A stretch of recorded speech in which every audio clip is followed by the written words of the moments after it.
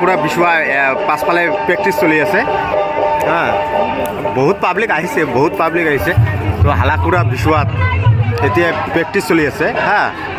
তো এতিয়া ষ্টাৰ্ট হ'ব অকণমান পিছত ষ্টাৰ্ট হ'ব টেনশ্যন নাই